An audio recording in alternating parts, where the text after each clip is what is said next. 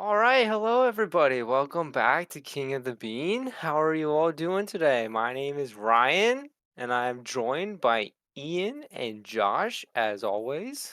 Say hi, Ian and Josh. Hi. Hit us.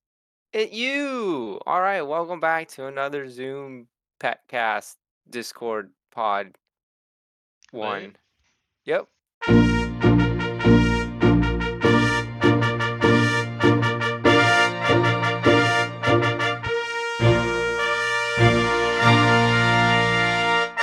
Where we're gonna pick up where we left off. Did you call it a And pet cast? no, I said Zoom cast. No, Zoom pod Discord cast.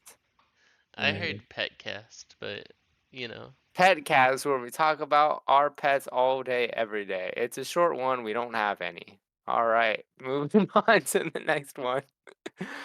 So we're gonna pick up where we left off and continue talking about the Trump slash conservative 2025 Project 2025 plan.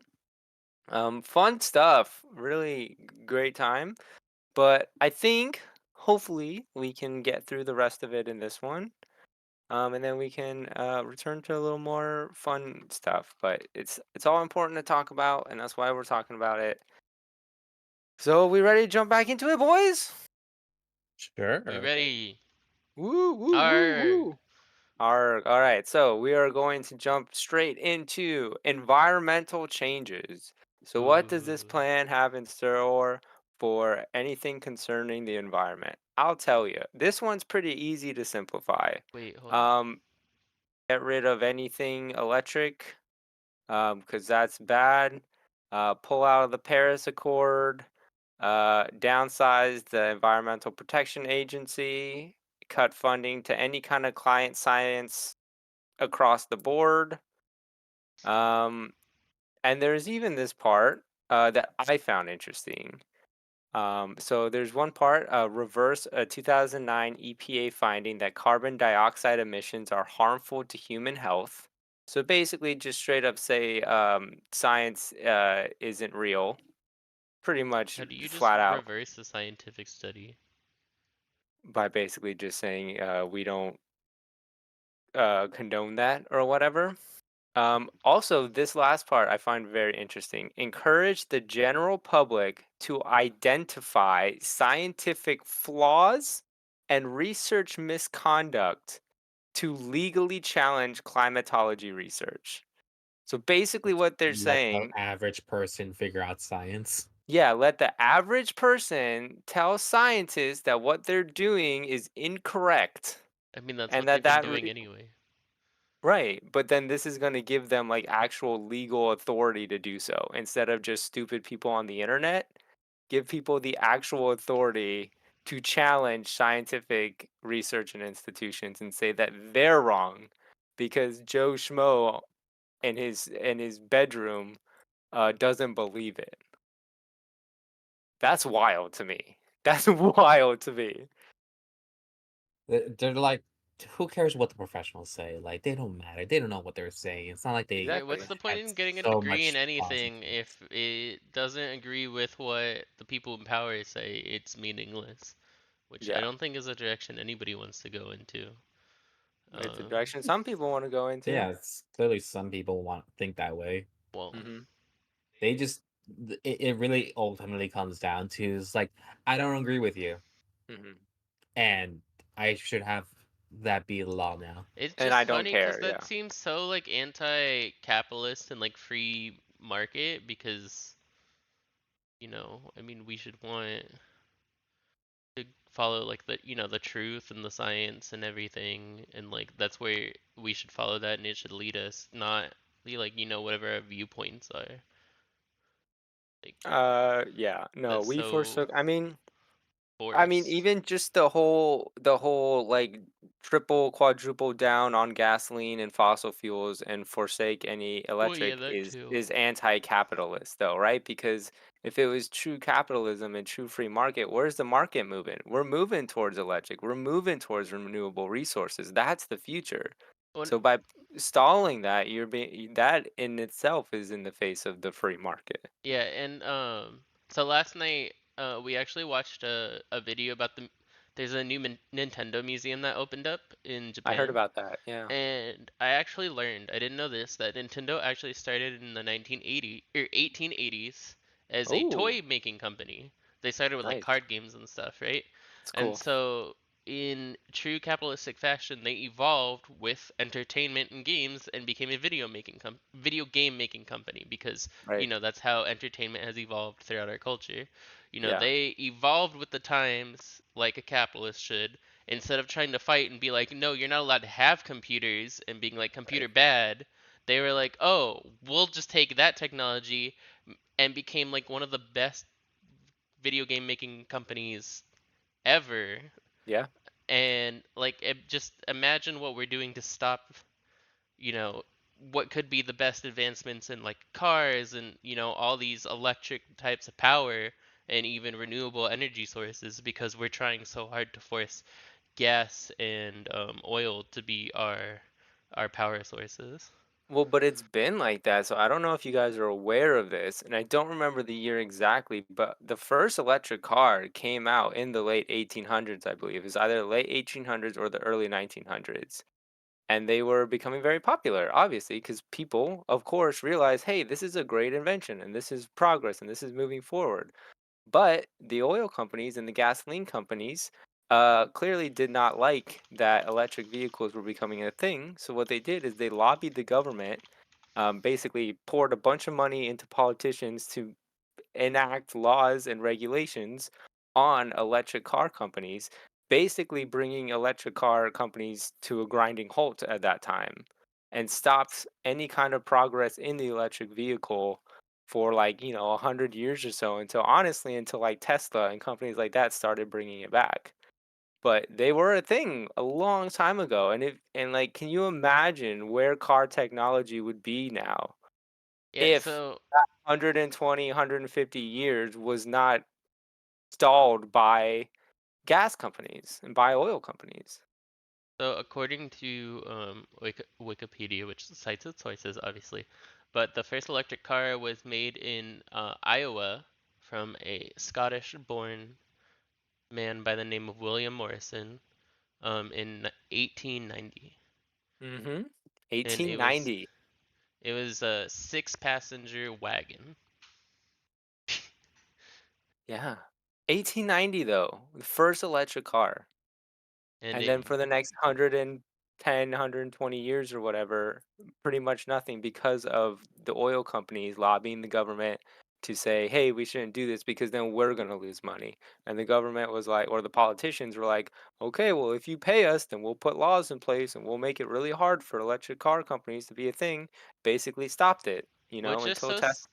it's so sad to think about the advancements that could have been made, like, and Yeah, where our society, we could be in the Jetsons by now if, you possibly. know, these corporations didn't um, harm the advancements of our technology by saying, we're making money the way it is now, why would you do anything different? Like, when they Exactly. could have been the ones promoting progress and They leading the could have. way, like Nintendo had been in entertainment, Exactly. to bring us into the future that we all dreamt of as Bringing children. it full circle, Ian, bringing it full circle.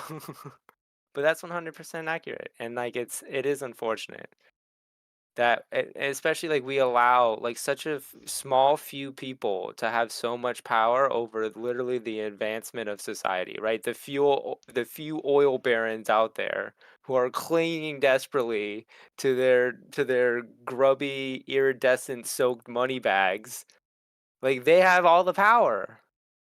Why? When it's like Why? you said they were already starting to do that in the 90s, and I always think back to it was our history class actually that we took together I think in college. Mhm. I don't remember the professor or anything, but I remember that was really where I remember learning about like big business and how in the 1920s big business really became a big problem where with the Mhm. lobbyists and taking over government and bribing and stuff. And I feel like Yeah. we definitely like hit like some type of 100-year cycle where that definitely started to happen again Yeah. since Reagan became president Yeah. and probably the 80s and 90s, they started doing that again, and now in the 20s again, our Mhm. roaring 20s, there's no jazz this Woo. time, Love it. but No we're kind of speakeasies either. no prohibition. We're hitting like the same thing where it's like big business is getting way too involved in the thing. It's really putting a damper on everyday citizens' lives and really fighting what should be the progression of our society because Mhm. just for a profit, Mhm. which is really it's hurting them and us. Like I'm sure they could be making a much better profit if they actually progress, but they don't want to actually do any work. Yeah. They just want to do all the work to make. They're putting so much effort into continuing making the same money they are now into making a better product or making Yes. anybody's lives better, which is Yeah. sad. It's like you could be putting your effort into something so much better, Right. and Which some is of them why, like, are, but Elon Musk being what he is now is one thing and whatever, but Tesla really did revitalize the electric car industry. Like, well, that's kind of a fact, and that's been very helpful. and And I like, we think that's need why a more of lot of that. people liked Elon more 10 years ago is that Yeah. that's what he was doing. He was really pushing the boundaries of He like pushed solar, progressing he pushed progressing electric our cars. society to embracing these technologies and being like, no, we can do these things. Mhm. And he was disrupting all these industries, but now he's Yeah. just become one of them. Like, Yeah, and that's true. That's also true too. That's why I said, like, regardless of what he is today, yeah. what he did in pushing solar energy and in pushing like electric vehicles was revolutionary and really has kickstarted, a new generation of technology, which I think, he deserves the props for that I because no mean, one else did that. 10 years ago he was the coolest guy. You'd name drop Yeah. him. He was in Iron Man 2. He was in all these things He because was. Yeah. he was seen as such like this cool and forward thinker guy that was going to really push us, and then He got money. 2016 happened, he and especially 2020 I think is It's was because his he tipping smoked the point. weed on Joe Rogan and then he got all He smoked crazy. the weed, his kid came out as trans, and he was like, that's enough, like I can't do this. Yeah. And unfortunately, somebody who touted all this, such progressive stuff, flew back 200 years. But Yeah. that's not the point of this podcast. So Nope, but I felt like it was important to talk about. yeah, I just meant Speaking of let's not get hung up on Elon. no, it's a segue though. Speaking of trans, it's time to talk about identity and LGBTQIA Oh, that policies. is a segue. I know, dude. This whole one's just really coming together. Look, we should do this on Thursdays. I know Thursdays are the days, apparently. The juices are Uh, flowing after work. that's true. Yeah, that is true. All right, so good bit to talk about here. First point is overarchingly throughout all the legislation and perceptives, as I mentioned last time, there's an expressed binary gender identity that correlates with biological sex at birth. And they want the word gender to be systematically purged from all programs and documents. So, what that means is no questions really about gender, or if there is, you get two options. And those options are based on what your biology was at birth. They do not recognize anything contrary to that perspective, just universally throughout all documentation and legality. So, fun stuff.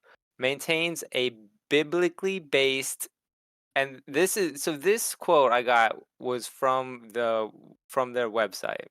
It says maintains a biblically based social science reinforced definition of marriage and family, Wait, which I push can back can against. you can you say that sentence again?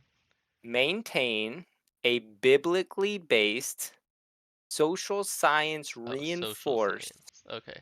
definition of marriage I, and I family. was like, I do not want to hear biblically and science in the same sentence, No, but it was don't social. degrade social science. No, no, Hold I on didn't. No, now. I didn't hear the word social in I the know, but first. that doesn't change it. Social science is still science, and also social No, science does not have a traditional definition of marriage and family be the only no, no, no, no, definition of no. marriage I and family. no, no, no, no, no. But the word social does change the thing, because scientifically, you know, I'm listening.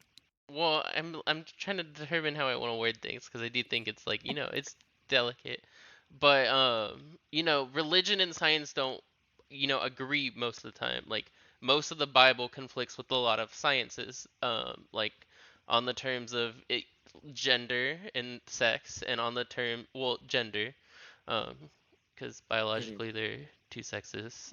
I think is Yes. I um mean, technically, you can have you can be you can born have with both parts intersex or and you can neither have, parts, yeah. so that is So I think also that's also, biological. yeah. So though even the biology-based binary is still Well, technically and inaccurate, that's part of but the reason that I was saying, like, social science and just science. I think that's where it changes the meaning of that sentence a little. Because also, like, if you think evolution versus creationism, those are conflicting. Which is why I was like, the first time I heard it, I just heard biblically and science, and I'm like, those are like mutually exclusive in a lot of cases. But social science, I mean, it's not so contrasting, is what. sure. I still, as a social scientist, I don't think that using social science reinforced is appropriate here, but No, we're I not mean, gonna sit no, too heavily on that. but Okay, so that's kind of their statement there. And so what they want to do is propose ending same-sex marriage, removing protections against discrimination on the basis of sexual or gender identity. So if you are being discriminated against because of your sexual or gender identity, you have no protection from that, and eliminating provisions pertaining to diversity, equity, and inclusion from federal legislation. So removing anything DEI associated, which they called, this is a quote, state sanctioned racism, because again, they view diversity as equaling to anti white, which is not what that means. But that's maybe how they're not, viewing it, and guys. that's how they're framing it is diversity equals anti-race or anti-white. Everything everything that you have been saying for like this whole bill or whatever is always sounds like they're taking everything as a personal attack. That's how they take Yes, that's everything. accurate. Yeah. It is, and that is just so like not helpful. Like what you Mhm. can't say anything because then it's like, oh no, but you're going against me. It's like, yeah, but you're Right, also the one calling me the F slur right, out of nowhere, and you right, want to not be called a racist because of that or whatever. Like the right. fuck. For a bigot or whatever, yeah. Well, and the But I funniest mean, thing that is true. is, like, yeah, they take everything as such a personal attack, but they're also the ones that started calling everybody a snowflake first. Like, it's just so funny that they feel so offended by literally everything, whether it's a black person getting hired, a gay person getting hired, a gay person or black person or any minority just being protected or anything. They take it as such a personal attack, yet they're like, oh, but you're the snowflake for wanting that. And it's like, we just want equality, and you're the one that's offended by equality. Like, Mhm. what the heck? Yeah, yeah. That's a good observation, Josh, because that's accurate. That's accurate.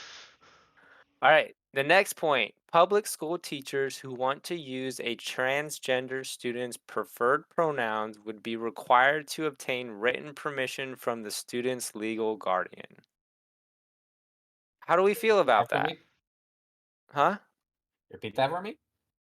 Public school teachers who want to use a transgender student's preferred pronouns would be required to obtain written permission from the student's legal guardian. Hmm. What are our thoughts, boys? Because I have thoughts. I mean, I mean, I don't. Why is that necessary? First of all, I mean, I think California did the right thing recently. Gavin Newsom passed something where I think he made it so that you do not have to tell the parents if Right. a student in the class is trying to Oop, use different pronouns than right. like whatever gender sex is identified on their birth certificate or whatever. So parents do not have to know. And a lot of people were upset because they're like, well, you're leaving the parent out of it. If your kid is not telling you they do not feel safe, that is Mm-hmm. 100% the thing. Mm-hmm. Like, they will Mm-hmm. tell you when they are ready. And I Mm-hmm. think every gay queer person has experienced this. They will tell you when they are ready and when they feel safe. Mhm. They might even feel safe before that, but just once you tell the first person, other people are gonna follow, and they're not ready for the dominoes to fall. So Right. like, just calm down. They will tell you when they're ready. Second of all, some people just want to try stuff out. Maybe it doesn't feel right, but they won't know until somebody starts using it. And so they're like, oh, I can tell, my fifth grade teacher, we'll use it in this classroom of 30 people. If it doesn't feel right, we can switch, but I don't need to change my whole life just to see if this is how I feel. Because some people go through multiple different things to feel like, oh, I'm a boy, I'm a girl, maybe I'm neither, maybe, like, it takes a while. And these are kids, they're still experimenting, they're finding who they are, and they should have the freedom to do that without feeling, I want to say, I guess unsafe, but Mhm. they just want to feel safe and protected. And if Yeah. they can't feel that at home, they should feel that at school. And I think all like the California law is about making school a safe space. That's Mhm. all what these anti-discrimination laws are. Is it's all about just creating a safe space for everybody. Like we should all just be able to live our lives Mhm. without people hating us. Like that's Word. all we want. Word. That's all anybody should want. Word. Like whether you're conservative, uh, liberal, whatever, you should just want to go through life without people hating you. Like that's all we just want to be happy. That's what it comes down to. And these laws are just supposed to help that happen Mhm. because apparently we need laws to tell each other to be decent to each other and Mm. to protect each other. So, yeah, that's my opinion. Good opinion. Good opinion. Josh, you have anything you want to add? I just find it ridiculous. Like a lot of the points that Ian was saying is like it is a safety thing at the end of the day. Like they don't feel Yeah. comfortable, they don't feel safe, and having required to, to tell your parents like, hey, this is the what the pronoun should be or whatever. That takes away the biggest thing that they want, which is control, Mhm. and no one should have their control taken away from them. That's Right.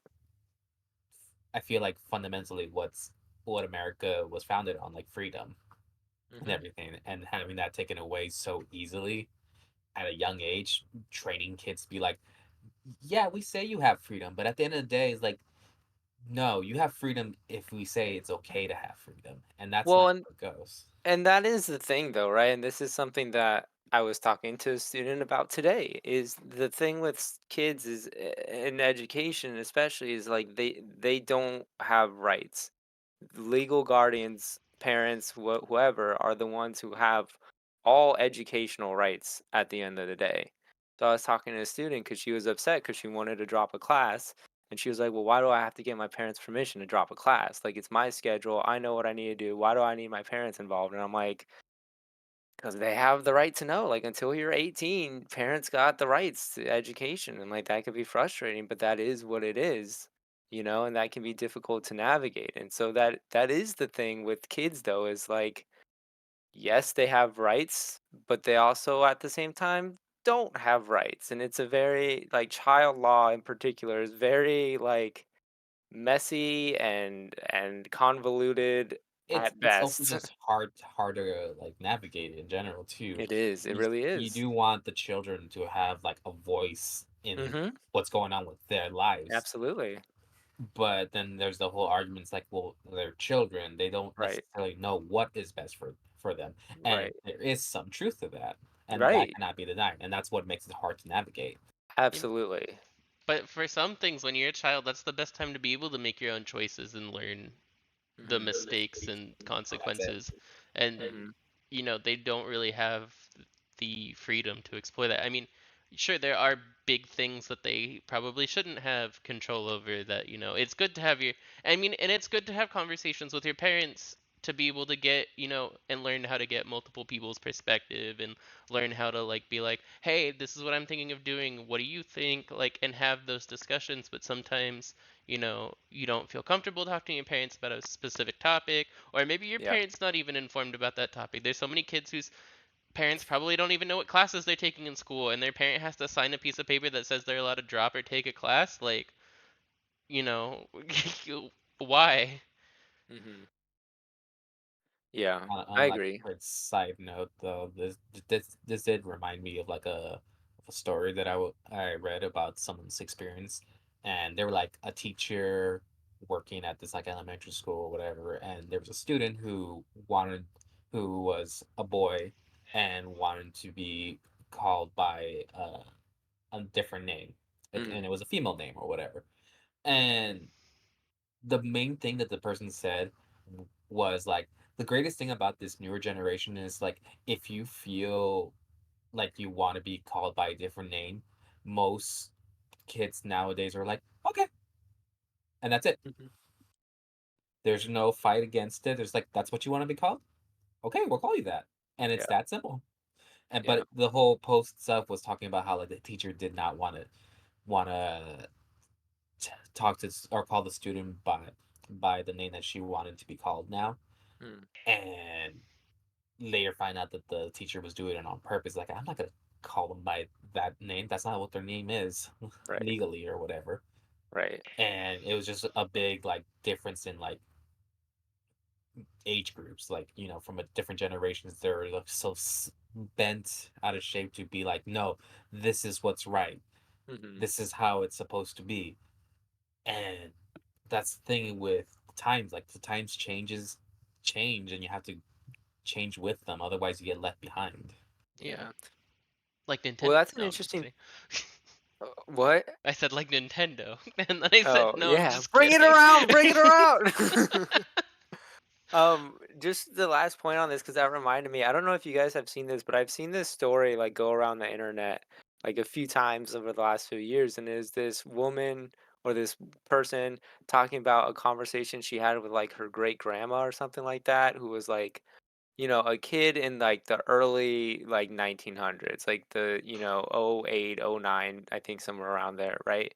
And this great-grandma was saying that, like, when she was a kid, like, what I don't remember the story verbatim, so I'm kinda paraphrasing. I'm sure people have seen it because 'cause I've seen it many times. But basically what the great-grandma was saying is, like, one day her, like, female cousin, was a female cousin, and then the next time she saw her cousin, he was a boy, and like everyone just kind of accepted it. And I think if I remember correctly, she was like, yeah, we kind of held a funeral for the girl, but then our cousin was a boy, and like from then on, it was the boy, and it was all good, and like he was happy, and we were all happy. Basically the moral of the story was like, if my great grandma at the turn of the century could understand transgender, then so can you. Yeah, You I know what I mean, mean? So it's like it's not even just like an our generation thing or more recent. It's like there are people who get it and who have gotten it, and it doesn't have to be that complicated, but there are some people that their mindsets are so rigid and they're so probably afraid for whatever reason of this, newfangled, oh man, this is too confusing, that they just kind of shut down and say like, no, it's only this because this is what makes sense to me. well, And just and this, like, stubborn refusal. I do think it's weird that they had like a quote unquote like funeral, I but could be misremembering that part, that could be from a different story, I but do that like I the feel like that idea of kind of like I guess a transition ceremony though. I think that's like a mhm, cool idea. Kind of I do think it would maybe help people who have trouble with it like give closure to like the because a lot of people it sounds like a lot of people and I'm sorry if like, this offends any trans people, but I feel like a lot of people have trouble with transgender people is they're like, "Oh, well I lost my son that day." Like they died or whatever if their son transitioned to a woman. And I feel like maybe that would help with closure. Like, oh, like maybe. we're kind of doing something to, honor who you were, but help you, restart your life as who you will be. And I mean, I that sounds nice in my head. I'm not trans, so I can't say that would be cool, like Yeah, good for I do them. think that, and I But don't wanna this isn't the point of that's this episode, what it but made me sound like in my it head, did not a remind me funeral. yeah, it did remind me of, I saw a documentary for a class about, like, trans youth and kind of, like, kids that wanna transition and, like, the process of that. It's a really great documentary. But one of the fathers of one of these kids was having a really hard time because for, 10, 12 years, he had a daughter who he was in love with, and now her daughter wants to be a boy. And to him, it was a very much that exact thing of, like, I'm losing my daughter and I don't want to lose my daughter. you know, because while you can say they are the same person, there would be a lot of differences, you know?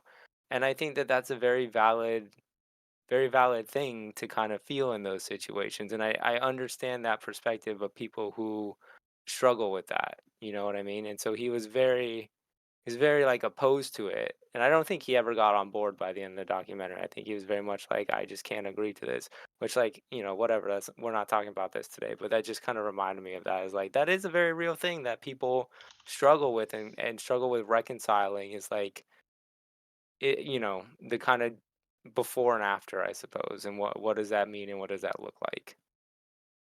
I think But oh, just to like put like the final part of that, I think the biggest thing with any like transitioning or changing of gender or even like coming out or whatever is like the person who is experiences that stuff has taken a lot of time to really think about it and really come to terms with it, and now you're just bringing it up on the person and now they have to process it as well, but right, they yeah, don't.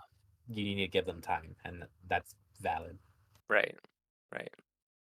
All right, moving on. Okay, so we're still under identity and LGBT, but now this one's focusing more on identity and race. So, the White House Gender Policy Council will be disbanded, which I don't really know what that is, but apparently that's a council that deals with gender policy in the White House, if the name means what it says it is. And government agencies will be forbidden from instituting quotas and collecting statistics on gender, race, and ethnicity. So, contributor Jonathan Berry explains the goal here is to move towards color blindness and to recognize that we need to have laws and policies that treat people like full human beings, not reducible to categories, especially when it comes to race. So, I wanted to talk about this quote. The goal here is to move towards color blindness and to recognize that we need to have laws and policies that treat people like full human beings, not reducible to categories, especially when it comes to race. What are your thoughts on this? what what is everything else that they've been talking about then? That's a good question, Josh. It's Everything have has to do with race. everything has to do with race, like, but we don't want to look at race though. But because basically they just wanted to go back to things to the way things were when people didn't care about race when it just ended up being a bunch of white people. No, Hmm. absolutely, but it in right, it just sounds Yeah, because really nothing they say ever makes sense. it doesn't, Well, no, and that's the right. big No, thing. 100%. And they're hiding behind this term of color blindness. Have you heard this term before in relation to race politics, being colorblind? Yeah. Saying like I people think saying, "I don't see race." Yeah. which is Have you heard a anybody bullshit say that? answer nowadays. Right. No, it is. But like, what are your thoughts on that perspective? Like, oh, I don't see. Like, if you're talking to somebody and they're like, "Oh, well, I don't really see race." What is your reaction to that? That you are trying to use that as a front for Front for what? Racism. discriminating me. Mm-hmm. I Yes. think I think some people say it to try to be to try when they're I think some people say it when they're trying to say like I treat everybody equally Mm-hmm. because I know some people who do seem very genuine and nice, but who Yeah. have said that to me, and it's kind of off-putting because a lot of people do seem to use it as like a cover for racism and stuff. But Real quick, for the baby, most your Ooh. part, mic it's is Hold like, on. very Hold on. staticky. Time out. huh? Your mic is getting You're very kind of, staticky. yeah, you're getting a little robot-y. Am I good now? Yeah, Yes. yeah. Sorry, but that was gonna go No, on you're and good. on. And Where did I heard I that too. cut off? You're saying that some people are genuine about it and feeling that it really Well, does so I convey don't a know if sense of 100% if they're genuine. They just seem like nicer people, so maybe I'm hoping they're not using it as like a cover, but right. I think it's just an excuse of saying like, I don't see color. Hmm. But I mean, I think it's important that we do see color and we acknowledge that people are Yes. from different walks of life and different backgrounds. And it's important to see it, but it's important to not let it get in the way of your decision. Like Right. if you see like maybe 5 candidates for a job and you're interviewing all of them, it's important to take into account that these people all come from different backgrounds and see that, like, okay, this guy's black, this guy's Mexican, this guy's Asian, this guy's white, but not be like, I'm hiring him because he's of this ethnicity or whatever. You know, you should be hiring based on whatever you're looking for, but maybe you're like, oh, I need somebody who's good at this skill set and this guy more aligns. Like, that's how Mhm. I see it.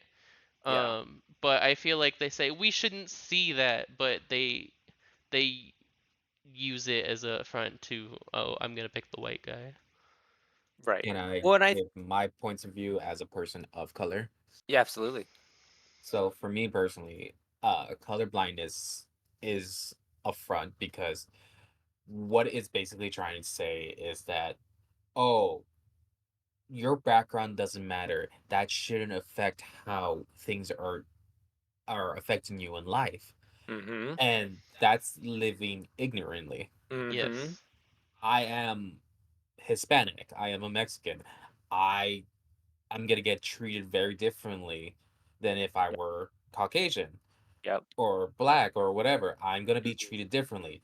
Mhm. And you can't be ignorant of that. That's gonna be true for the rest of my life, no matter what. Absolutely. Absolutely.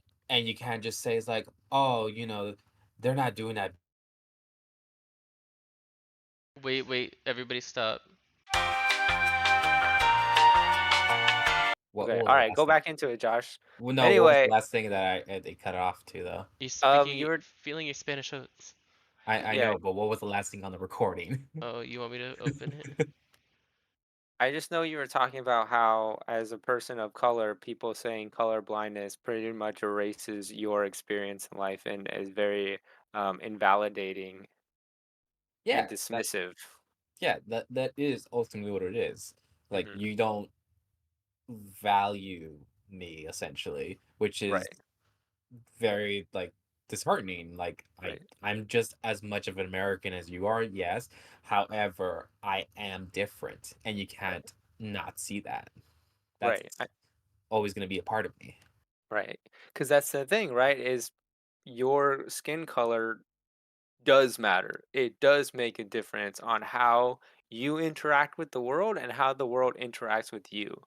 So by saying, "Oh, well, it doesn't matter, like we're all just people," that's a very utopian concept, right? That's a Which very we like hope to get to at some point, would but that's just yeah, not the world we live in. but that's not the world we live in. That is exactly it. And it does matter. And so to say it doesn't matter is dismissive and pretty much, as you said, Josh, ignorant to many, many, many, many people's life experiences.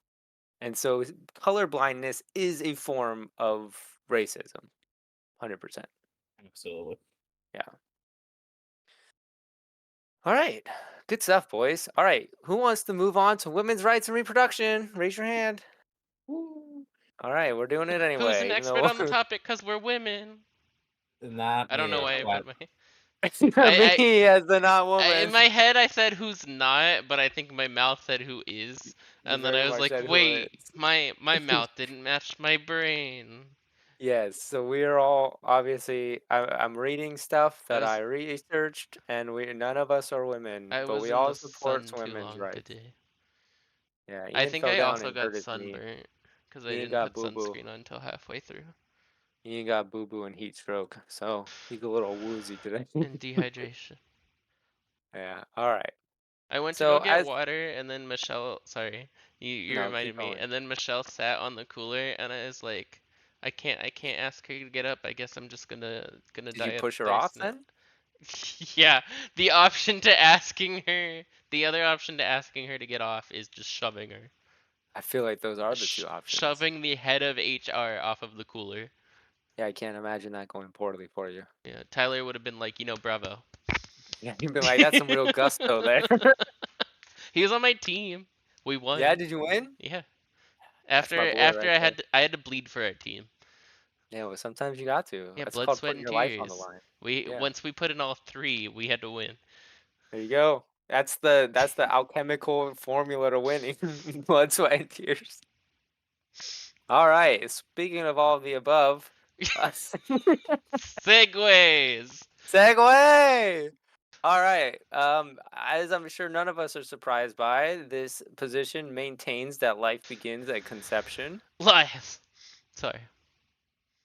explicitly rejecting the notion that abortion is healthcare by restoring its mission statement under the Trump strategic plan that Abortion is healthcare. to include furthering the health and well-being of all Americans from conception to natural death.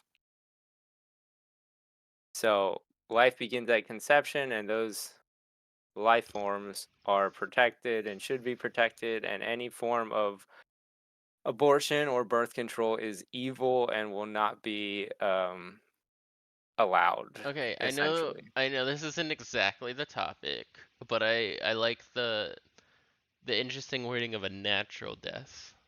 Right. What would be an unnatural death? Is murder natural or unnatural? Unnatural, I would say. Okay, so murder's unnatural. So does that mean you're still alive after you're murdered? I guess so, yeah. So Does is natural death only be like dying of old age? or So then disease? Because any disease or is disease, natural. or disease is natural, you're right. Cancer's natural, so that's fair game. But But anything out so okay, so I saw this on Twitter the other day. Is that somebody was trying to describe like that how a fetus is alive, and it was like cells that like can replicate in our health. I don't think they use the word healthy, but like have the ability to replicate and do all these things and stuff. And somebody's like, so my mhm. cancer is a person, and I was like, By that yeah, by logic, your yeah. definition, the cancer is a person. So 2024, we protect all cancers. Don't remove them. Chemo's banned. You don't like any of that because that would be killing a person. And that is wrong. Even though that Republicans. sometimes, you know, the Cancer takes the life of its host. yeah, Yeah, but who cares? You know, sometimes births and pregnancies can put a women's life Yeah. in danger, but You we don't don't care know the about life that. that cancer could have had. Yeah, exactly. And you don't know the life He that could have that unborn. cured cancer. Yeah, I could have. Yeah. See how ridiculous this argument is? Oh That's what I man, was that's so trying to funny. prove, just the ridiculous of their arguments with the. Yeah. All right. So, 2025 encourages the next president, who they, choose to be Trump, to enact the most robust protections for the unborn that Congress will support. And they say the Dobbs decision is just the beginning. The Conservatives should push as hard as possible to protect the unborn in every jurisdiction in America. the unborn, for some reason, my brain interpreted that as the undead, and I'm like, why are we giving zombies protection? Well, they're people too. The internet went out and apparently so did my focus. But Feel like that assumes it was there to begin with. we had a good first run with our Started segues strong. in the Nintendo circles. Yeah, that was And a really good one. Uh, but so for those of you who don't know, Dobbs versus Jackson Women's Health Organization was the legal case where the Supreme Court overturned Roe v. Wade and Planned Parenthood versus Casey, returning the individual states, the returning to individual states the power to regulate any aspect of abortion not boo. protected by federal statutory law, which is none. So states are in charge. Yeah, good job, Ian. Does that make sense, Josh? You no. following along? Okay. Speak in common. Okay. So back in the what was it, the 80s or so? Roe v. Wade was the 80s. Ian, do you know this? All right, look Google it up and this. correct me when I'm wrong. So Roe v. Wade was a case that went to the Supreme Court 73. that 73. Okay, I was close. That's fair. That basically, and Ian, jump in here with what it did exactly, because I want to get it right. So, Roe v. Wade, 1973, was a landmark decision of the U.S. Supreme Court in which the court ruled that the Constitution of the United States generally protected a right to have an abortion. The decision struck down many abortion laws and caused an ongoing abortion debate in the United States about whether or to what extent abortion should be legal who should decide the legality of abortion and what the role or moral and religious views in political sphere should be. The decision So also shaped the debate concerning which methods the Supreme Court should use in constitutional adjudication. That didn't actually matter, sorry. So basically, Roe v. Wade made it so abortions were legal in the country. And Yeah. that was a Supreme Court decision that set the precedence So for. before Roe v. Wade, it was states determine in their state whether you could have an abortion or not, and if you could, how far along in your pregnancy you could be. Roe v. Wade said, no, the Constitution protects women. It says you have the right to an abortion. Um, you know, you're women, you're good to go, you're safe. And then 2 years ago, I believe in 2022, what? No, it was it last year? Was it? No, it was Dobbs last year. Dobbs v Was it? Jackson, Yeah, right? Yeah, Jackson. Yeah, Jackson. 2022. Okay, I was right. I was Yeah. doubting myself for a second. Shouldn't do that. 2022. Um, the Supreme Court, half of whom was appointed by Trump, uh, overturned the Supreme Court decision, which doesn't really usually happen, but they overturned the decision of Roe v. Wade, um, and said that no, this is a state's issue. This is not a federal issue. So each state can decide whether abortion is legal or not. You are not federally protected to have an abortion. Right. Which means, Josh, if you're following along, that more conservative states basically make abortions illegal in any capacity, make Planned Parenthood and any kind of women's health institutions basically outlawed at worst and like severely defunded at best. Right. And so there were a lot of stories you may have seen of like women going to other states to get abortions. This is any kind of abortion, right? This isn't just like my boyfriend got me pregnant and I don't really want it sort of thing. This is even like medical emergency abortions, pregnancies from rape victims, any kind of abortions. There's no protection for any of them. Basically, this part of the political spectrum, people who believe this don't care what the circumstance is, right? Even if you're raped, even if, it's causing severe health concerns for the mother, doesn't matter. You have to carry that baby to full term. And there's no exceptions, right? So important to remember the party of pro life doesn't actually care about life. They care about They are the party birth, of pro-birth. pro birth. And that's a very important distinction, and don't let the propaganda fool you. It's Um, crazy Do you it know is why we call crazy. them pro-birth and not pro-life? because they don't care about the life of the mother. So they don't care about the life of the mother. They really don't even care about the life of the child. All they want is for the baby to come out of the woman, and then they're like, "You're on your own." Yeah. They do not support any child care. They do not support any like food stamps or anything to help that child get food. They do not support anything that will make that child have a good life. All they Maternity leave, paternity leave. Yeah, all they support is that that baby sits in the mom for 9 to 10 months, comes out of mom, and then, And that's they it. did their job, they're happy. But they do not support like foster care, they do not support any of this stuff that actually makes children have good lives, which would be considered pro-life. You know, pro-life would be, we want them to be alive and have a good one, hopefully, and not just, pro you made it out of a vagina. Hmm. It's fucked up. Pretty It wild stuff. it really is. You hear people comparing, and this was happening in the last Trump presidency, to The Handmaid's Tale, with the amount of I need to watch that. regression.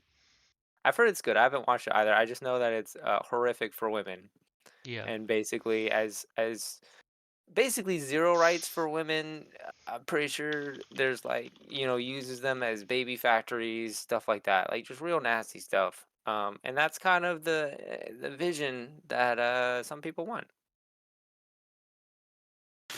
All right. So another interesting thing, they would require every state to report exactly how many abortions take place within its borders at what gestational age of the child, so which what point in the pregnancy, for what reason, the mother's state of residence, and what method was used. So basically, they're leaving Why it does up to that the matter? they're leaving it up to the states, but they will require states to keep very diligent records about each and every abortion and report to the federal government what, why, when, where, who, So how. So remember, evasive. this is the party that touts themselves as small government party. They now want this government oversight over every woman who has, an abortion and wants to know every detail about her and their child on Mhm. the aborted fetus. If this procedure is done. That is like medical information. That has to be like a HIPAA violation. I believe it is, yeah. That's definitely against, patient confidentiality for sure, at the very least. But Okay, like that can't be legal. But I'm sure they'll overturn HIPAA too because they're at this point, evil. HIPAA yeah. is, I don't know exactly what it stands for, but basically it protects your patient information, your medical information to stay only between you and your caregivers, like your doctor and stuff. Um, so that you can't go talk to your doctor about like your problem, and they can't go immediately tell like even their spouse or anybody any specific information about a patient. They can't Mhm. even, they're legally not even allowed to go talk about patients in like the elevator or anything in case somebody overhears them, Nope, because that's a even breach if of it's somebody else confidentiality. on their case. Yeah. Mhm. Mm. It's the same for counselors technically too. We have confidentiality is important in our job as well. Does that fall under HIPAA? Yes, in certain cases, yes. Interesting. So also defund Planned Parenthood program, remove protection of medical records involving abortions from criminal investigations if the owners of said records cross state lines. Advises the federal government to disapprove what it considers promotion of abortion and high risk sexual behavior among adolescents. By basically what they want to do is like remove sex education in for adolescents because they say that increases sexual behavior. I would argue it increases the likelihood of safe sexual behavior as opposed to unsafe. Apparently, they I mean, disagree with that. you can remove. Yeah, I mean they're gonna learn about it in TV and media and the internet anyway. Like you're never gonna get around that in this day and age. Like they need to be learning about how to Never have. did before this day and age either.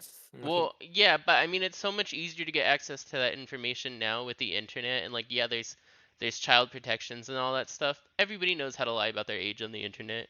Hmm. Like there's so many underage kids that are probably putting that they were born in the 90s or something like that. Like Right. it's easy. Like websites don't make it hard. You just have to put in your birthday. It's not like you have to put in a government ID number or anything. Like I don't know how they can improve it on. Don't ask me that question. I think that's for those companies to figure out. Uh, but um, where was I going? I totally like lost my train of thought. It's okay. I mean, Pick it up. I think uh, I I agree. like to talk about the whole like defunding of all these Planned Parenthoods and things, Yeah. and I find that very ridiculous because women's study in general is already underfunded as it is, Hmm. and they're just like taking that away because Yeah. why care about women When really? it, Exactly. when Why care about women? they want to take Planned Parenthood away because they just see it as abortion. But Hmm. Planned Parenthood is so much more than abortion. It is just care for women. It's a Yeah. safe place to get any care for any women specific needs, and they're taking all that away because of one procedure that they do, which is probably a small amount of things that they actually do at those facilities. But Hmm. because, Hmm. that's what all the publicity's for, and that's what they're like, kind of known for infamously to those circles of people, that's why they want to get rid of it. And, hopefully hopefully, we can keep Planned Parenthood alive because I do think it's very important, like you said, like women need these kinds of places, and I don't see why they're not allowed to have them. Right. Because we just want to control women and because we don't care about them. Women just Which is start why if eating the you're a men. woman, I don't understand why you would vote for this. Like I don't understand people who vote against themselves. I just don't get it. Why I are you mean, voting to diminish yourself? because It there's a makes no lot sense. of women who, I mean, I've seen stuff about, I don't know if, they're real stories or not, but, they generally don't believe that it's against their own interests because they either believe that, they can only do what their husband wants, or, maybe they're just not properly educated into knowing that's what's good for them or whatnot. But I will say some of the things that I have seen more of recently is articles talking about how a lot of women are afraid of, you know, their husbands finding out like who they voted for, because I think they are kind of figuring it out. A lot of these women who have voted for Trump in the past, and they're like, "Oh, I want to vote for Kamala, but I don't want my husband to know." Um, Problem. and your voter record is safe, like it's not public information, so he shouldn't be able to find that out. You But don't tell, no one will know. that's what these women are afraid of, is that, like, oh, if I do vote for Kamala, can he find out? Because I mean, probably afraid of being like abused or something. Which, I mean, Yep, honey, I get out of imagine. there. But I Yeah. also understand if you can't. There's situations. Um, Um, truth. I feel another possible thing, and again, I'm just speculating, but I feel like a lot of the times with these kind of things, like, oh, you know, I've always been, pro-life or whatever, like that. Of course, I would have a baby and make, full term it all and everything. And they don't really think of like the other factors, like, for example, like being a rape victim or whatever, and then being pregnant and whatnot. It's like, oh, that would never happen to me, so I don't have to worry about it. They don't Right. even consider the idea behind it. And because of that, they're like, yeah, why not support it? Because this will never happen to me. This will never happen to someone I care about or whatever. But that's the thing, right? Is it so selfishly motivated? It's not gonna happen to me. Yeah, Right? I don't care really. about anyone else. If that happens to someone else, that's not my problem. It's not gonna happen to me, so I don't care. And that's the problem. That is part of the problem. And that's just speculation. I don't know I if I don't anyone disagree with else. you. I think that that's a pretty probably accurate theory, honestly. I think a lot of people think in that way. I think that any of the legislation we've talked about can stem from that perspective and the people who are writing this of this doesn't affect me. This isn't my problem. So I don't care. I'm going to enforce my power over other people to control them because it doesn't affect me anyway. Mhm. Right? None of this stuff affects white men, straight white men. None of this, nothing we've talked about really affects them except for maybe education stuff and stuff like that. But generally, doesn't affect them. So Yeah, there's no Ryan, you're problem. so safe. No, I'm just kidding. I guess. Well, I'm in education, so I might not have Well, a job. So well, not that safe. But yes, well, relatively at least you'll speaking, have your yeah, rights. and that is true. And that is true. Are we ready to move on to immigration? Yep, let's go. All right. Immigration reform. The first big thing is abolishing the Department of Homeland Security and replacing it with an immigration agency that incorporates Customs and Borders Protection, Transportation Security Administration, the TSA, Immigration and Customs Enforcement, ICE, Nice. the U.S. Citizen and Immigration Services, and elements of the Departments of Health and Human Services and the Department of Justice. That's a lot of departments. That is a lot of departments into one super department, which is an interesting choice. I feel like Recommends that'll just make it so much less effective in what it does. absolutely. Think about how relatively ineffective each of these are on their own, Yeah, I and mean, then you're put just them all taking under one like roof. 8 specialists and being like, no, we're gonna make one thing that does 8 things. Like, Hmm. that's gonna be. I mean, you'll probably end up with one thing that has like 8 branches or whatever. But then it's like, what's the point? Right. The project recommends the arrest, detention, and deportation of illegal immigrants. No surprise there. The emission of refugees would be curtailed or slowed down. And processing fees for asylum seekers would increase something the project deems an opportunity for a significant influx of money. What money do asylum seekers have? Here's my note. Let's make often poor immigrants fund our countries instead of the billionaires because that makes sense. I mean, sounds like a billionaire way to do it. Yep. So, does that make sense to you guys that basically we would be The United the States. country would be charging asylum seekers or refugees basically um Wait, m- and- but uh, we're letting less refugees in, but we're going to yes, charge them more. correct. So the ac- the math ain't mathing unless we're And then really charging get them a lot more. this though too. Immigrants who wish to have their applications fast-tracked would pay an even more increased fee. So So we you can accept pay rich even more people. money that you don't have already in order to get through a little bit faster maybe. I mean, that's So, just saying rich people of the world come here.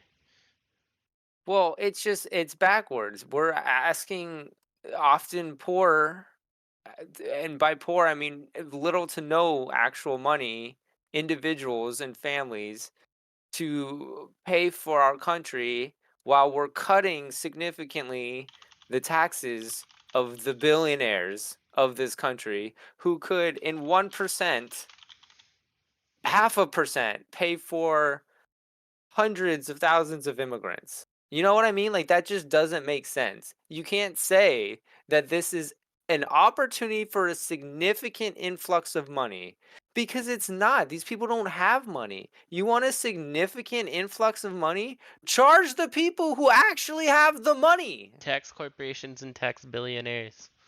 Exactly. They are the people who have the money. You want money? You go to the people with the money. Why are you going to the people who don't have the money? That doesn't make sense.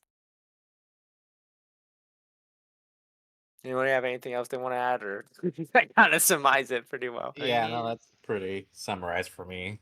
All right. yeah, I mean, it's stupid. But cuz you said charge them more, but we're not charging them right now, right? I can't answer that because I don't know. Okay, well, I just googled it. It We're just not said charging them. processing fees for asylum seekers would increase, and then if immigrants who want their application fees fast tracked, ooh, I did something that, oops, what did I do? That Okay, had their cuz once their application fast tracked would have to pay even yeah, more cuz money. cuz I googled it and it says there are no fees. Like they refugees don't even have to pay for like fingerprinting and stuff like that.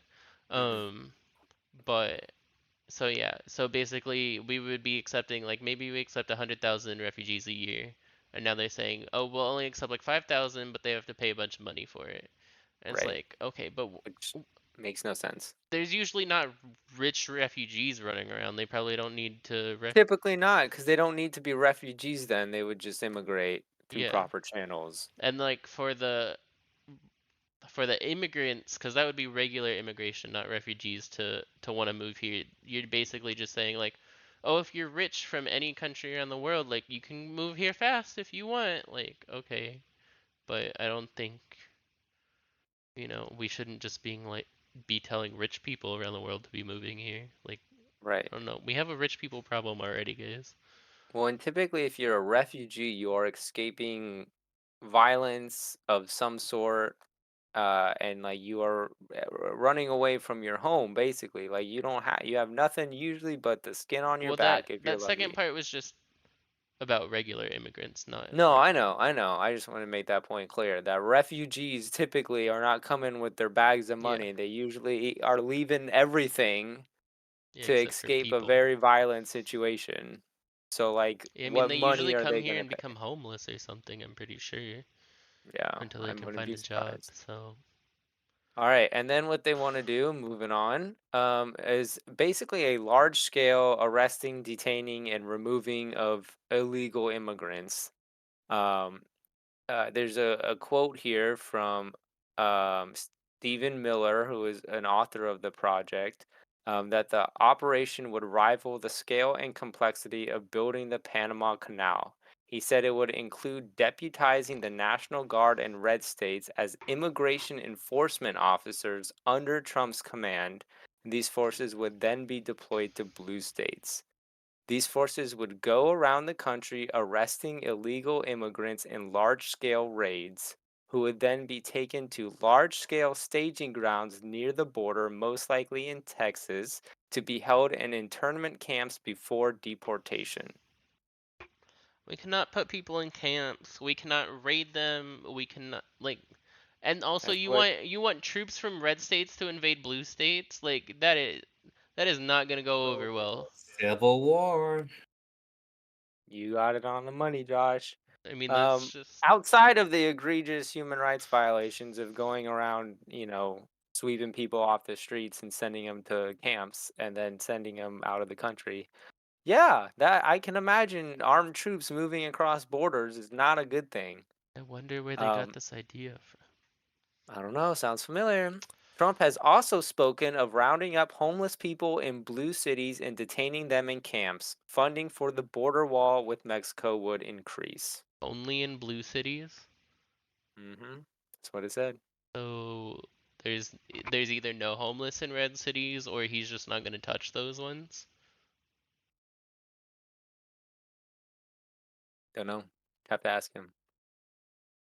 Project 2025 encourages the president to withhold federal disaster relief funds granted by the Federal Emergency Management Agency, or FEMA, should state or local governments refuse to abide by federal immigration laws by, for example, not sharing information with law enforcement. So if they enact these laws and states are like, no, I'm not going to do that, that's crazy, then they will withhold federal funds from them, Yeah, so particularly disaster relief if funds. a hurricane goes through a state, but a state won't deport people, Trump can be like, "Oh, you're on your own," which shouldn't be a thing. Mhm. Again, Holding us hostage. that's like a Mhm. human rights violation. Like, 100%. it's the government's duty to protect its people, and you Only the know, people they want to protect, apparently. yeah. I mean, this administration plan is. CNN commented, should Congress refuse to fund the operation, could turn to a tactic used in his first term to secure more funding for a border wall, redirecting funds from the Pentagon. So I he'll find the mean, money one way, I guess. I don't know. More important stuff to worry about, it seems. All right, that's all we got for now, at least on immigration reform. Any last thoughts? it's all just so bad, but I don't think any of it's anything I haven't heard before. So, or Yeah. anything like astonishing from something I would have expected from them. I mean, yeah, I think the nationwide raid is pretty impressive. It Uh, is, but I feel like I've heard them say something to that level before. It's yeah, just, did I ever think they would actually do it? I think I hoped that they would never actually be able to ever do that, and I still hope that he would never get elected again so that they could, but I mean, it's been talked about before doing that and putting people into internment camps again, and I'm just like, I hope I never live in a time where people are in internment camps, let alone America is putting people in internment camps, because I right. think we've learned, and I mean, there's plenty of people who like were Japanese during World War II who were American, Mhm. who have talked about what it was like and how terrible it was, and I think we should have learned from that. Like, we shouldn't be putting people in these camps, and Yeah. a bunch of us read about World War II, whether it was from the U.S. Japanese side of the war or the war fought in Germany, but everything done there was terrible.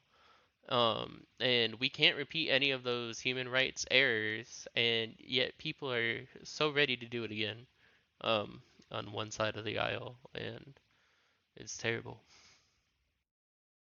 Agreed. All right, moving on to law enforcement. All right. All right. So basically a lot of this is just combating anti-white racism as they feel in their eyes. Um uh So an important thing is the Department of Justice's Civil Rights Division would persecute all state and local governments, institutions of higher education, corporations, and any other private employer with DEI or affirmative action programs. So Wait, what?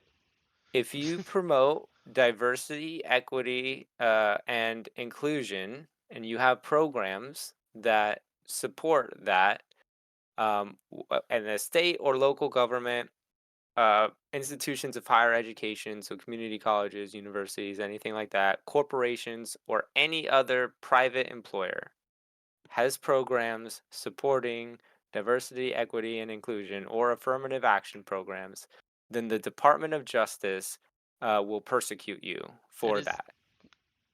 that there's no way that's legal. I mean, they're private companies, they can do whatever they want. So, what they are citing is the Civil Rights Act of 1964, which is ironic. And the Civil Rights Act states it prohibits unequal application of voter registration requirements, racial segregation in schools and public accommodations, and employment discrimination. And their position on all this race stuff, if you haven't picked up on it, is that DEI and affirmative action is Discriminates anti against white. white people. Yes. And so they're using the Civil Rights Act to say this is employment discrimination. I don't know how to get this into their thick ass skulls, but including other races does not exclude the white race. Hmm. We are just letting more people sit at the table. We are not excluding white people. Like, I don't. Yes, there are usually at a company, there are a certain number of seats. But in the whole grand of scheme of things, there are plenty of seats for everybody. Like, you know, Hmm. it nobody is stopping anybody from getting hired. Well, probably can't make that blanket of a statement. Yeah, I But don't think you can make that blanket of a statement. but like, just somebody else being another race and us saying like, yeah, we support diversity. That's not stopping you from getting hired because you're a white person. That's just Right. saying the black guy has the same opportunity as the white guy, or that woman has the same opportunity as the white guy. It's not saying that white guy has less opportunity because he is white. That would be discrimination, and that is illegal. That is as illegal as saying that guy can't have that job because he's black. You cannot discriminate against somebody for being white. You cannot discriminate against somebody for being black. That is what is protected by like Title IX and all these other anti-discrimination stuff. So I Yeah. don't know why they think it is. Rant over. Good rant. I made a note that I thought was interesting, that the Civil Rights Act was proposed initially by JFK in 1963, but was opposed in the Senate by a filibuster by the Conservative Party. After JFK was assassinated, Lyndon B. Johnson, who succeeded him as president, pushed the bill again, which was filibustered again for another 72 days before being passed. So I just think it's ironic that this bill that they didn't even want passed in the first place, they're now citing to protect them. A bill that is about anti-racism, they are citing to protect their racist views that they didn't even want the bill in the first place. I just think the whole thing is just so much irony. Well, because ever since it was passed, I've been trying to find a loophole into how it can protect their racist views. Hmm. Either that, or somebody snuck some wording in there. They're like, we're gonna use this in 60 years because that's Yeah. something they would do. Or they're leaning on that employment discrimination and gonna try to argue that.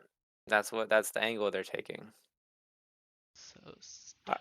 All right, moving on. Like Trump, Project 2025 believes that the District of Columbia is infested with crime, and as Wait, such, does it actually say like Trump? Project yes, 2020. They say that in their document. Love it.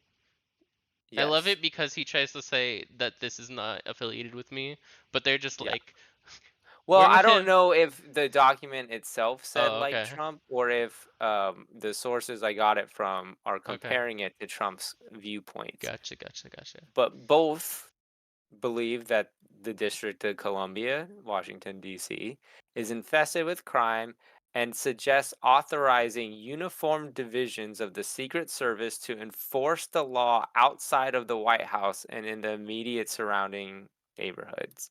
So basically, they're going to like use the Secret Service as police officers to enforce their laws and bring about order to surrounding neighborhoods. And that, to me, is a very slippery slope. Do we have any Maybe we thoughts on should that? just make DC a state and they can govern themselves. Pretty sure DC has a police system already. I don't think they Um, need the Secret Service to act as police officers. I'm pretty sure that they have do police they? I don't. officers.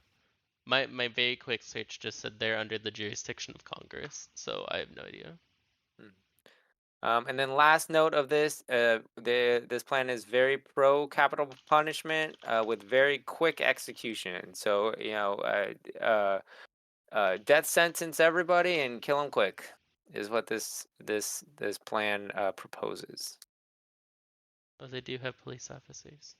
Hmm. Sorry, I was googling. That's fine. Oh, but you All right. said corporal punishment? Capital punishment Oh, with expedited executions. oh, I did read about that. Yeah. So kill them and kill them quick. Oh, you want to know? You know the very rich thing that I've been seeing on social media is that Trump wants to seek the death penalty for child rapists. You What know who about was seen with himself? Epstein? Well, yeah. What about himself? Trump. Yeah. What Somebody's about? I like, oh, love well, if I he wants, love the I love the lean into the Mikey, and you're doing a great job with the showmanship here. thank I you, just want to point that out. thank you. really, I'm here for podcasting today. really feeling that. I feel like I need a mic. I need I a mean, lean. that's why I put it here. That's pretty cool. It's for the We show. need to get more tangible on this show. I mean, we don't usually do it on Discord, but I I know, but get you. even I in get you. general. All right. Yeah. No, I do think that again, irony is bound. Irony is abound.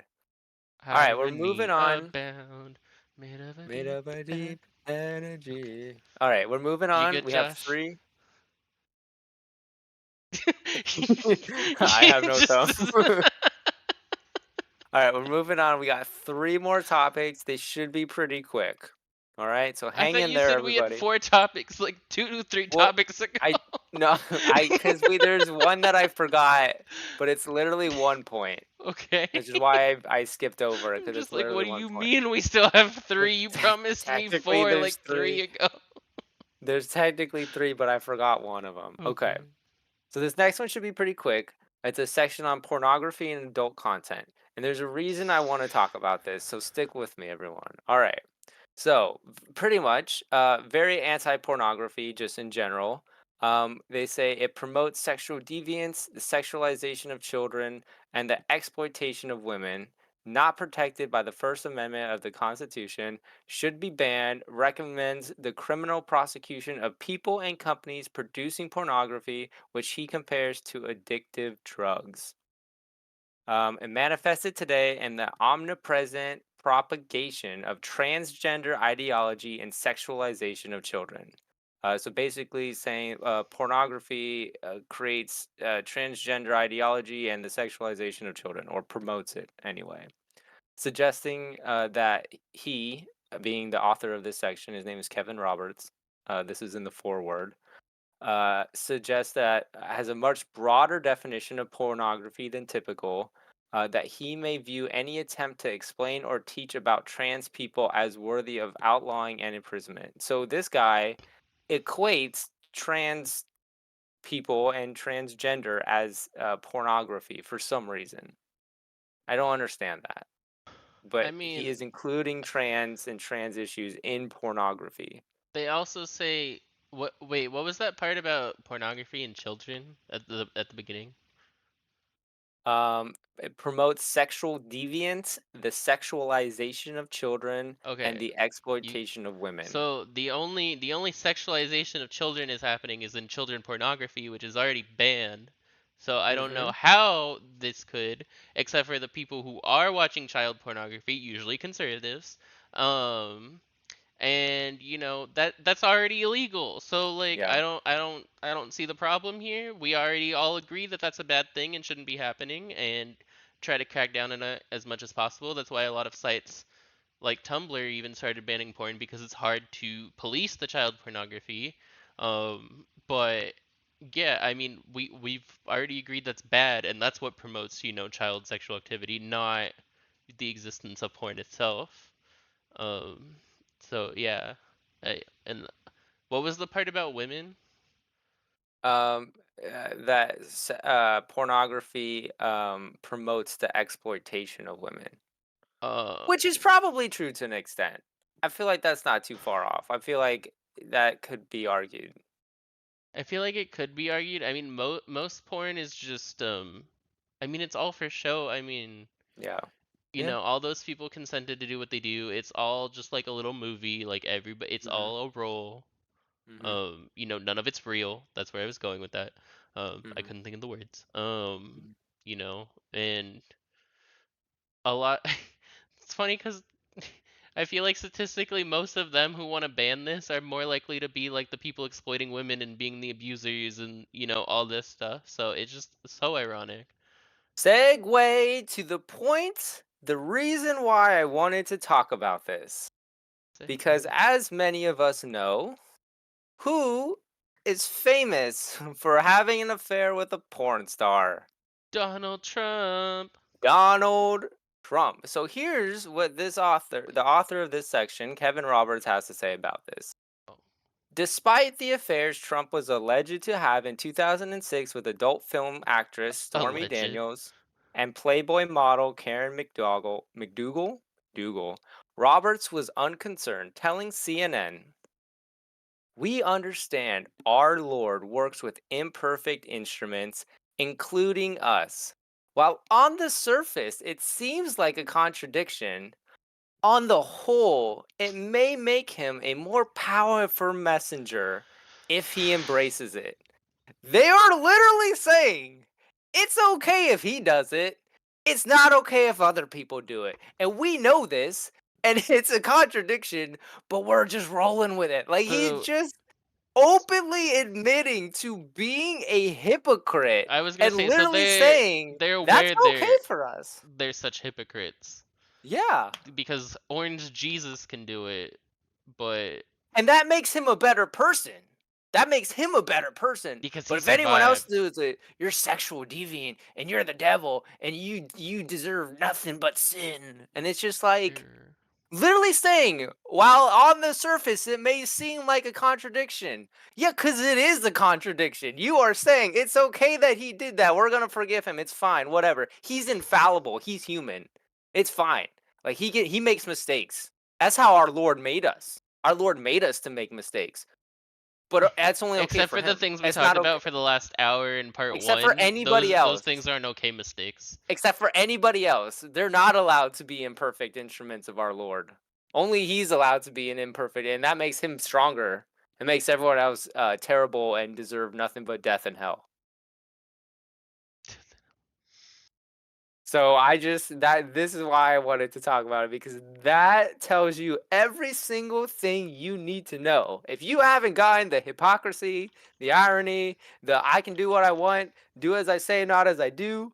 If you haven't gotten that yet, that is coming from the author of the foreword of this dumbass document. That's all you need to know. Yeah, that just really got I hate it. I hate it. I hate it. Hate it. Anybody have any other opinions? Are we okay? It's just, It's just yeah. you It's like know, hard to believe, isn't it? It's almost like hard to believe that like it's this is it's people's. like it's gaslighting Yeah, us. are we just parroting something? Like, when is the joke gonna end? I mean, haven't you seen that? Like, I mean, I know this was a conversation before, but that movie Idiocracy was like a big parody of like just the most hyperbolic like American society possible, right? I haven't seen it, but I've heard a lot about it, especially like after Trump's first reign of terror. Came out And in people, 2006. Yeah, and it was like this super crazy hyperbolic. And so Dak Shepard was in it, and I listened to his podcast, right? And he was talking about it, and he was like, "Yeah, Crocs were in that movie a lot." And he's like, "And do you know why? Because we thought that those would be the most ridiculous, stupid shoes that no one would ever buy." He's like, "And then 10 years later, they're the biggest shoe in the world, and everybody has Crocs." But like that's a more like inane part of it, but a lot of like the political stuff that is focused on in that movie was super hyperbolic and super ridiculous and super crazy, and people are like, "Man, that would never happen in Maybe we America." need to And stop literally making stuff like that because we're just giving these people just predicting ideas. the future. Yeah, it's crazy. It's crazy. All right, so we got journalism and we got transportation, and then we're through it. We're through the thick of things. All right, boys, we hanging in there for a little Into bit the thick longer. of it. Yeah, Yeah, go. Into the let's thick of go. it, huh? So let's go. Let's do this. Okay, all right. Transportation is the one that only has 1 point, so that one's kind of like we basically just have journalism. All right. Project 2025 proposes reconsidering the accommodations given to journalists who are member of the White House Press Corps. It proposes defunding the Corporation of Public Broadcasting, a private nonprofit corporation that provides funding for the public broadcasting system and National Public Radio, or NPR, as good policy and good politics. It also entertains the idea of revoking NPR stations' non commercial status, forcing them to relocate outside the 88 to 92 range on the FM dial, which could then be taken by religious programming. So basically, defunding the Corporation for Public Broadcasting, which is a private nonprofit corporation, and Corporation. force corporation, and forcing NPR out of the spot that they exist on the radio to put religious programming in that spot instead. Can we just stop Project forcing religious beliefs on people? Our Constitution gives us freedom of religion. Tired of No, it saying doesn't. it. Where freedom to not practice your religion, to practice whatever I want, and be free about it. That's what it says by these people who really like to quote the Constitution as gospel, only when it benefits them. The project also proposes allowing more media consolidation by changing FCC rules that would allow for the converting of local news programs into national news programs. So increasing the propaganda pool, basically. We following that? Um, no. Okay. So basically, there are rules within the FCC. I don't know what it stands for. Something about communications. Federal Um, Communications Commission is probably what it stands for. that's a good guess, It Ian. literally is what it stands Good for. job, Ian. You're so smart. So the FCC rules over communication, right? So they have rules that is separate that are probably antitrust rules in general, in the sense of like one media corporation can't own everything, right? Because if they do, then they're the only ones producing the media. No But what monopolies. right, no monopolies. Right. But what this law would do is allow national news programs to consolidate and to absorb local news stations Oh, so that they gotcha. can project their news to more places. For Does some that make reason, sense? I interpreted it as like saying that local news places were now allowed to go national. And No, I was it's like, why is that a converting bad thing? converting local news Because into national. I definitely think that these national news brands in the U.S. need some competition because they all suck. Agreed. But have us on Agreed. your show. No, I'm just kidding. That would be The hilarious. View, Whoopi, you wanna talk? That'd be pretty cool though. That'd be fun. I mean, whatever. Why not? I'd go on a show. I'll get my 15 minutes. All right. The project pushes for legislation requiring social media companies to not remove core political viewpoints from their platforms and proposes banning TikTok.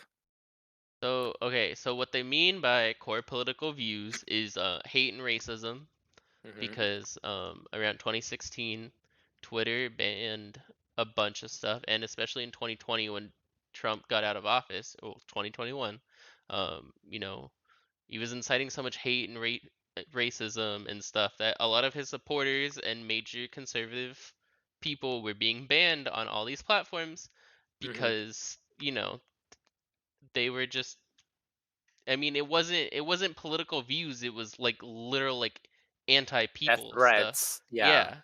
And it was just not okay. And all these platforms have it in their terms of service that you are not allowed to like incite violence against other people. Hmm. And that's not a party thing, that's not a politics thing, that's like a human decency thing. And these private corporations are allowed to do whatever they want. Yeah. And we all sign the terms of service when we sign up for the platform. We all probably don't read it, but we all sign it. Hmm. And sure, a lot of those rules suck.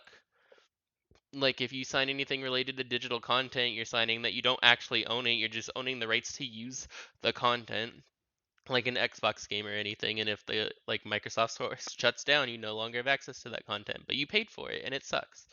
Right. But It's a whole other conversation. yeah. But just trying to relate it to other stuff. But man, I keep losing my train of thought. You're I going like I you was go so strong. I was on such a good train. What were we talking Yeah. about? Um, removing core political views and how Oh, private yeah. companies have the right to do that because of all the Yeah, and anti, like so we you know. sign these agreements. You have to follow them or the company literally has the right to remove you. You can't do anything about it because you literally said that's fine. It's like there's a lawsuit against Disney right now because this lady's husband, or no, this guy's wife died at a Disney park, right? Mhm, And mhm. he's suing Disney for like negligence or something like that. And instead Yeah, of settling it out of court for like 50K, which to Disney is nothing, um, and like I love Disney, but as a corporation, they can be sleazy. Like I love Disney as like as a it's Disney. concept. Yeah, but But as a company, they suck and they killed Star Wars. But we've already talked about that. well, yeah. Um, but up what they're trying to do to get out of paying this settlement is saying that, oh, a long time ago this person signed up for Disney Plus, and when you sign up for Disney Yeah, Plus, you agree to not sue us. And right. it's like, but I died in a theme park. How does my online subscription play into that part?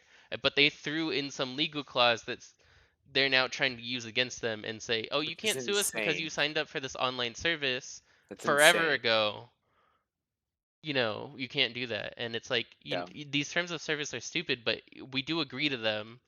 Um, Well, and even outside of that, just the fact that a social platform of any kind wants to promote nonviolence on the platform, and that yeah. that is contrary to some people to the point where they want to put in legislation that says you can't say we can't say that stuff is wild. Like that in and of itself is just Well, I wild, mean, and regardless of I think that's the one thing Trump actually did right is that he got kicked off and he's like, fine, I'll just make my own platform. Now it's yeah, go for stupid, it. but Yeah. I mean, that's what you do is like, you're not allowed on this platform because you broke all the rules. Go make your own. Whatever. Like, you're Hmm. not welcome here. Yeah. But you can't And so just, to go, because the kids on the playground won't let you play with them, you don't force yourself in. Like, go make your own friends. Like, I mean, it's kind of, do you yeah. not agree with that?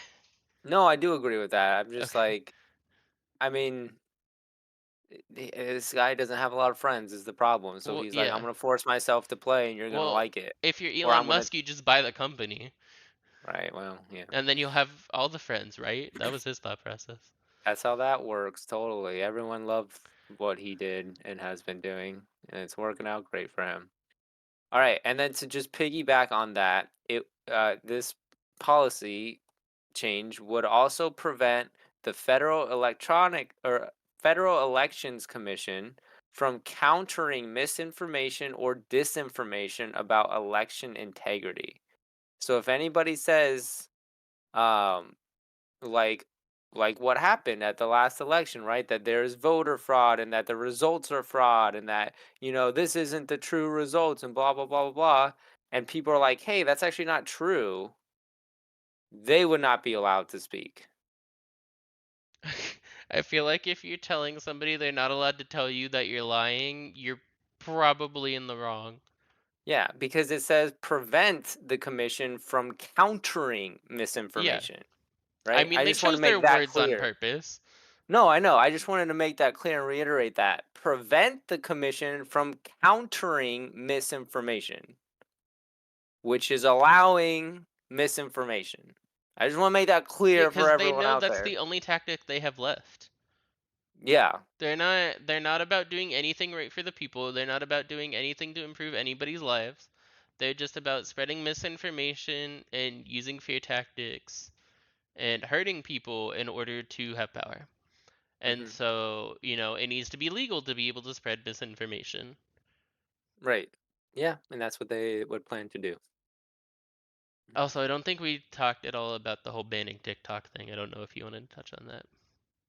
I did. I think I did mention that You earlier, but you yeah, we mentioned it, can. but I was hitting on the first part of that sentence. No, I mean, I think in the last episode I mentioned banning TikTok because they have the whole anti-China agenda, Oh, yeah, yeah, yeah. and they believe that TikTok is like an espionage tool for China, so they want to ban Did you TikTok. That reminds me because I saw this clip again surface recently is did you see the not interrogation, the hearing between the TikTok CEO and our um Congress? No, I did not. So they kept Why? asking. Why is there a hearing? No, it was a hearing like a year or so ago.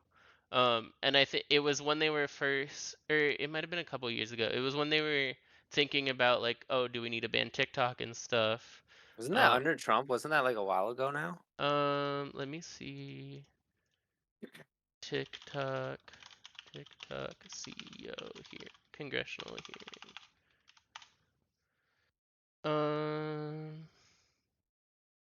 That was a year ago.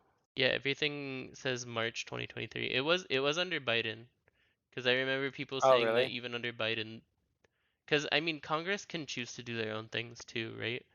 And one of the houses is controlled by Republicans. The House is.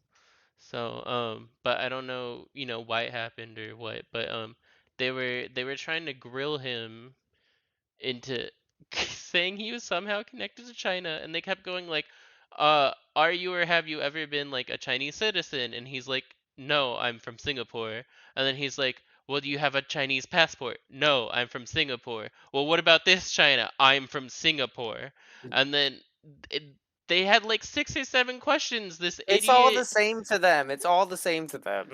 I know, but there were like 7 questions from this congressman about China, like, and has he ever, you know, been there, been a citizen, born there, Have you ever eaten Chinese food? right? And he just kept going, sir, I told you I'm from Singapore, and Yeah, it's so stupid. it's so Like, stupid. Yeah, just say you're racist, man. I mean, kind of did. Well, Yeah, that's kind sure. of all that point is about TikTok is they don't like TikTok because it's a tool for Chinese espionage and they're gonna ban it. It's also such a powerful tool for the younger generation. I think that's very like proven to be anti-Trump and stuff. So I think a lot of valuable information is spread on TikTok. I mean, that's where Josh first heard of Kamala Mm-hmm. Harris. So It's true. I can understand why they wouldn't like it. True that. Right, babe? Mm-hmm. All right, that's it for journalism. And then the last thing we're going to talk about, the very last point, which is a relatively small one, is about transportation infrastructure.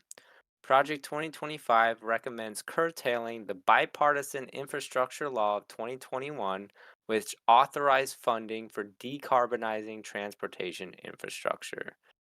So again, this goes back to you know the environmental legislation of anything that is pro climate change, anything that puts any kind of regulations on carbon emissions or gas and oil production or anything like that is being cut across the board. But the reason I wanted to really talk about this is that it is attacking the bipartisan infrastructure law of 2021, and that's what I want to Yeah, I emphasize, the really wanted bipartisan.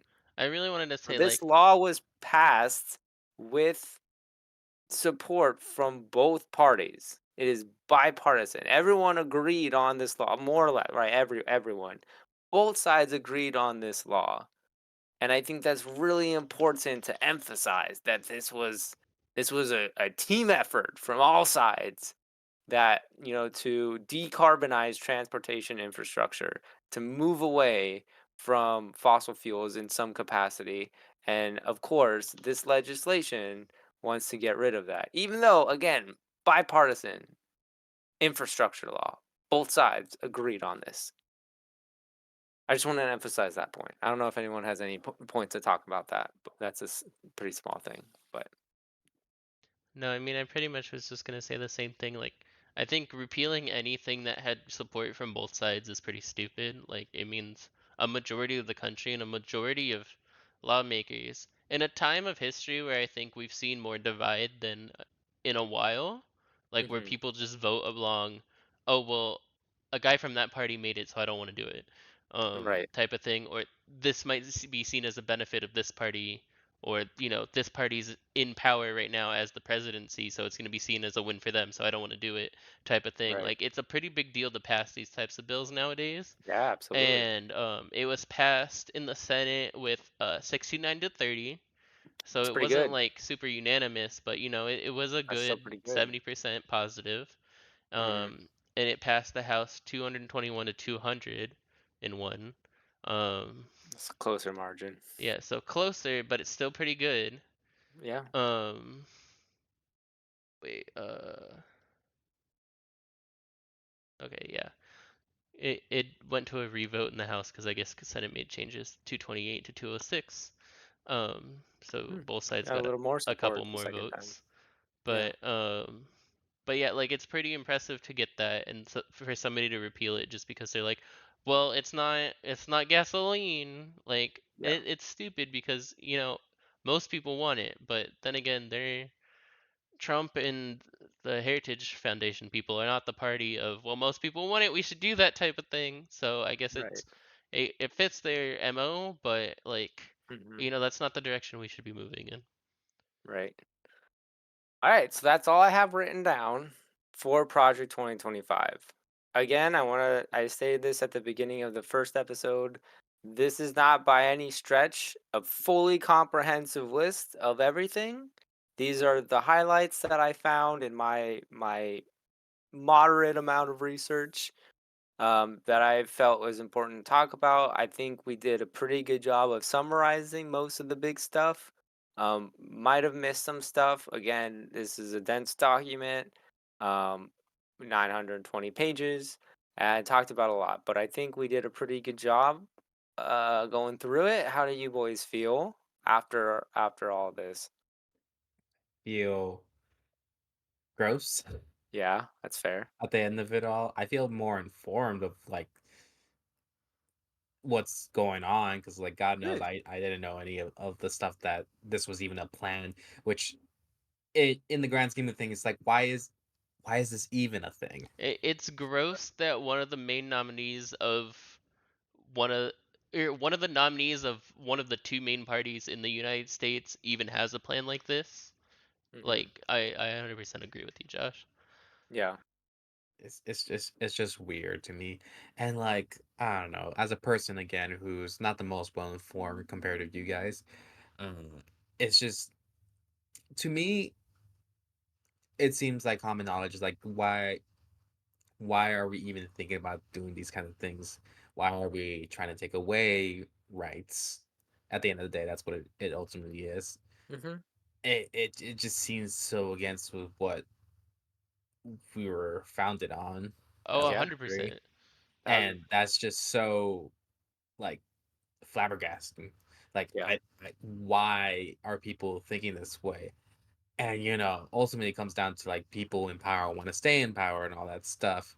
Mhm. And sadly they're the ones who have the most control. So, this is where you, the people out there, are gonna really help out because y- our voices need to be heard.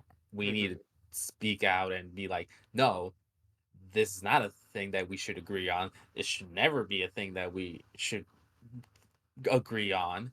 Right. And the fact that it's even out there just shows like how scary close like those mindset can really get to us. And like in an Mhm. instance, it can become a thing. And hope to God it doesn't become a thing because Right.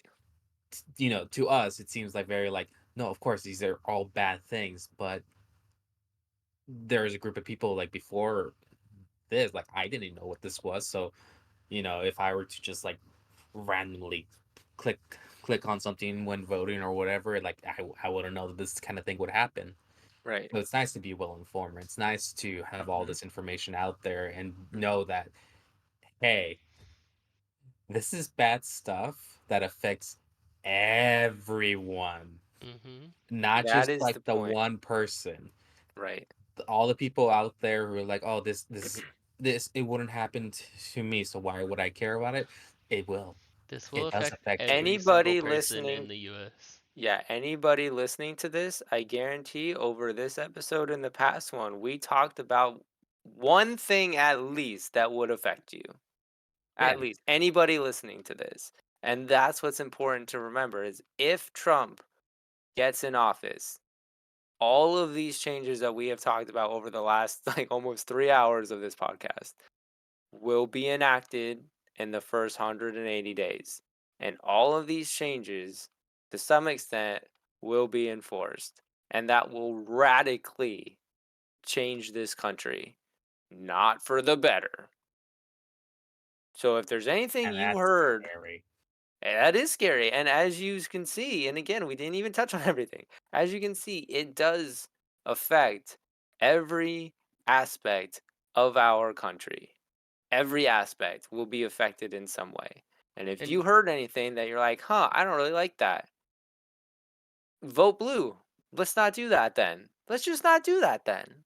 And to those of you who identify as Republican or conservative, I hope you also found this very egregious. Like, Hmm. this is just unacceptable from anybody who is seeking the office of president. Like, this is just outlandish and Yeah. against everything that our country stood for ever since it became a country. And, we might disagree on a lot of things, but hopefully we don't disagree on this. And hopefully you can help us put a stop to Donald Trump this year. And in 4 years we can all go at it again, hopefully with two well-respected candidates who actually want to Hmm. fight for the people, and not one person fighting for himself to stay out of jail and become a dictator, and one person that's fighting for democracy. Yeah. Because we should all be on the same team. We should all be on the team of Americans. We should all be on the team of just trying to make America better, Hmm. regardless of like what viewpoint you have.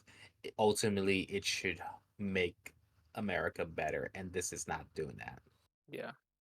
Yeah, and that's a good point. And like I said last time, like this is not this project and Trumpism is not the viewpoint of all conservatives, and we're aware of that. And I think that's important to note and to note that a lot of conservatives, both locally and even prominent politicians, have come out admonishing the program, and a lot have endorsed Harrison Walz's campaign because yes, they do see this is ridiculous, this is insane, and this is not what we stand for. So if you are conservative and you are tired of being lumped into this group, let's put party loyalty aside for a moment and let's put country loyalty above that, and let's vote for our country and make our country a better place. Because party loyalty, guess what? Your party doesn't care about you. That's kind of the truth. And it's sad because they should. Yeah. So let's work on avoiding this future and working towards a better one because there is a better one out there, and we all deserve it. Absolutely, absolutely. All right, thank you for joining us on this very long and dense journey, but I hope that it was worthwhile and I hope that we learned something. And I'm glad, Josh, that you learned something. And I think we all learned a little something on this journey, Mhm. which, makes it worthwhile at the end of the day. And next episode, we will return to the silly and to the fun and balance out the spectrum a bit. But thank you for joining us on this journey, and we will see you all in the next one. Bye. Bye. Have a good one.